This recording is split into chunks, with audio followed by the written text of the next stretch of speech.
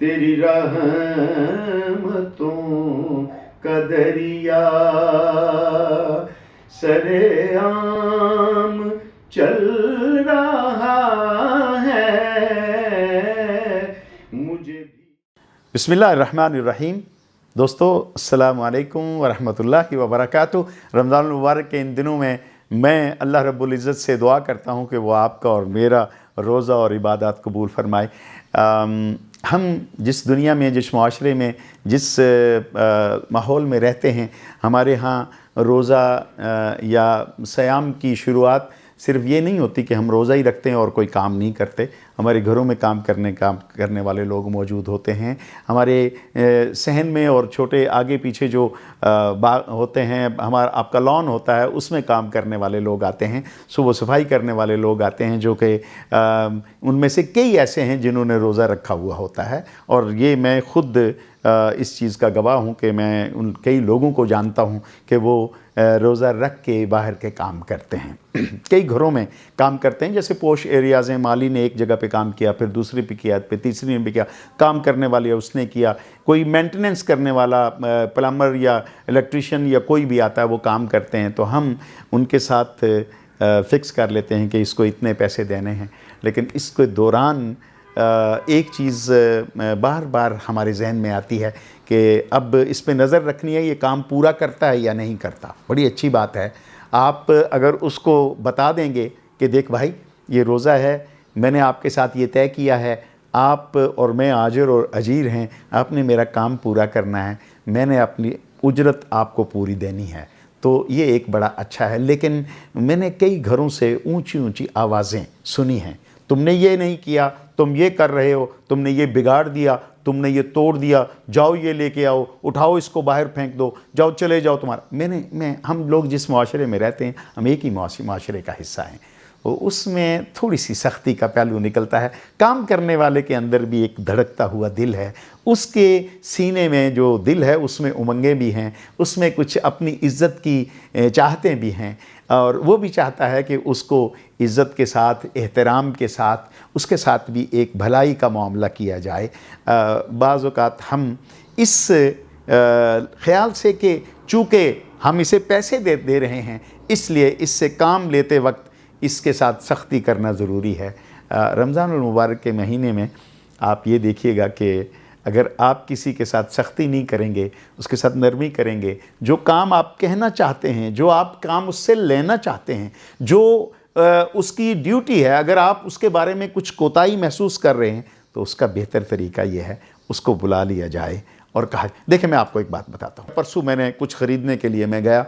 تو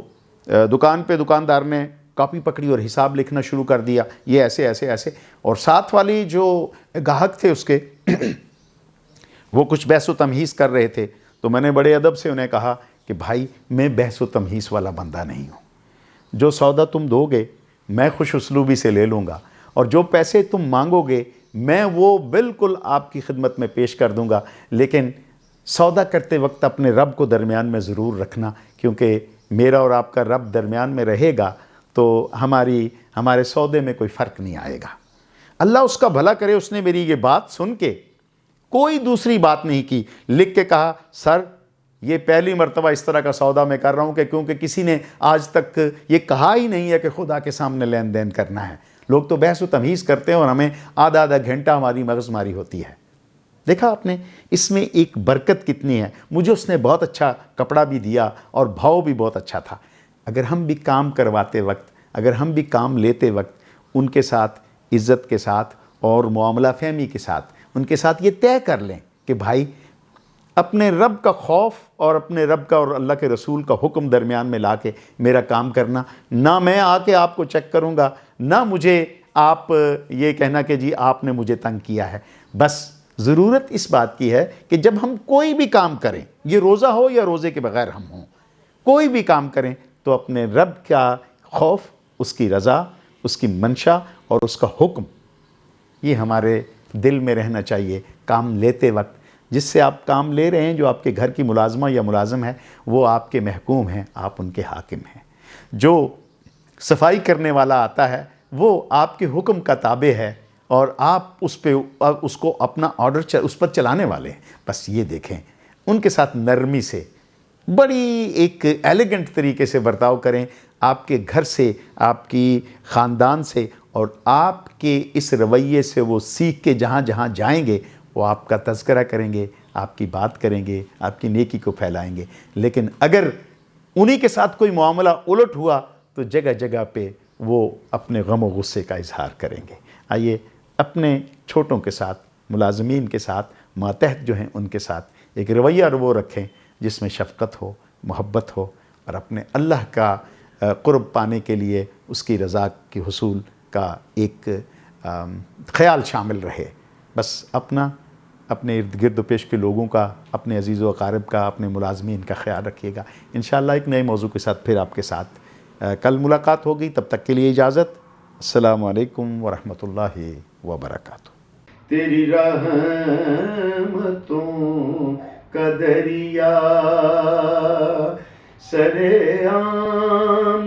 چل رہا ہے.